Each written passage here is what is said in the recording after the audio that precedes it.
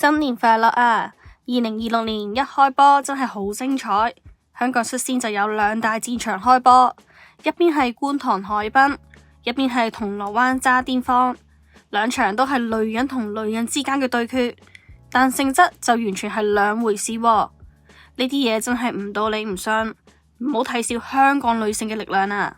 一火起上嚟，真係乜人都打得過啊！嗱，咁一樣啦，喺未開始之前，如果大家未訂閱嘅，請幫手訂閱啦，請讚好及分享俾朋友。如果有時間嘅話，請幫我手睇晒啲廣告，多謝大家。喺元旦日凌晨2:59，喺觀塘海濱發生咗一單13歲女童打15歲女童嘅 MMA， 我哋即刻去片睇啦。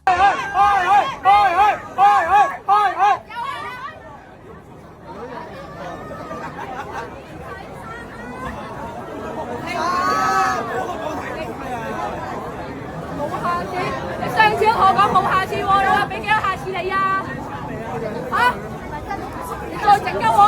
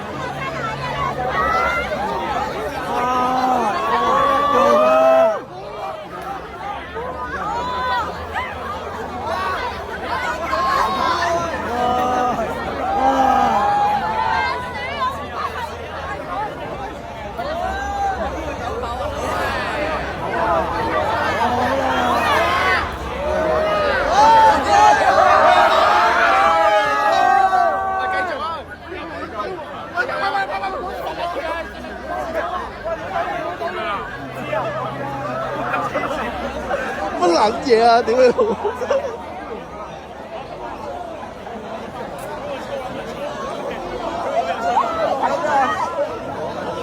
打完啊！去練武室打啦！屌！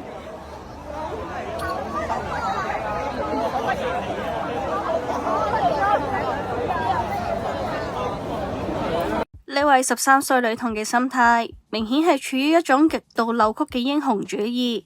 你睇下佢戴住口罩打人嘅時候，竟然仲隱約見到佢喺度笑喎，嗰種我而家出大風頭，成班人圍住我轉嘅虛榮感，完全蓋過咗佢對法律同道德嘅恐懼，咪又係拎個藉口去欺凌人咯。旁邊嗰班圍觀嘅人唔單止冇人勸交，仲要喺度大笑拍片，甚至有人將個受害者推返出去俾人打。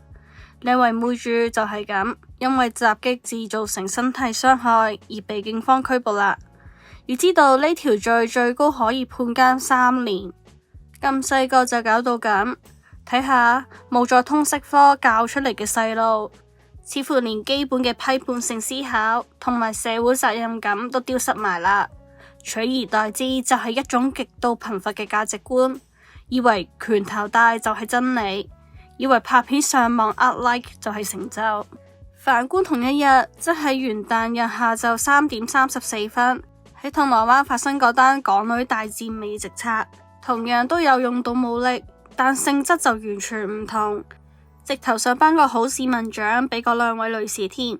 我哋去片睇下啦。偷嘢仲打人，太離譜啦！你太過分啦！偷嘢仲打人啊！佢話太過分！你嚟香港偷嘢啊！你仲打我？喂，小寶報多次啊！仆街唔撚嚟啊！屌你老母閪！仆街啦！你再打一次。成件事嘅背景其實幾 sad 噶，有個65歲行李篋鋪頭嘅男老闆喺12月31號除夕夜俾人偷咗個行李篋喎，點知係1月1號呢位53歲嘅美國籍女人竟然夠膽死，再出現渣甸坊3號連福商業大廈對開喎，咁個老闆就上去捉人啦。結果反而俾個賊打傷手背同膝頭哥。喺呢個時候，正義嘅化身就出現啦。2名路過嘅本地女子見義勇為，直接將個賊撳咗喺地下啦。雖然武力從來都唔應該係解決事情嘅工具，但喺銅鑼灣嗰單，如果冇嗰2位正義女子出手，個賊可能已經走咗，或者個老闆會受更重嘅傷。所以佢哋出手係有目標、有節制，只需要令到佢走唔甩就可以啦。最後嘅處理都係交翻俾差佬。呢一種反差就反映出香港女性嘅力量可以係建設性，亦都可以係毀滅性，全部都係睇你腦入邊裝緊啲咩。成為社會毒瘤定係民間力量，真係差一線㗎咋。呢個2026年嘅開波，可能俾到我哋一個提示，就係要做一個令人尊重嘅強者，定係做一個令人頹棄嘅欺凌者，全憑你自己嘅選擇。至於嗰個13歲就想做大家姐嘅女童，等佢喺警署入邊慢慢反省下，話唔定呢份新年禮物對佢嚟講，可能係佢人生中最深刻嘅一課。如果大家都中意我嘅片，請 CLS 啦。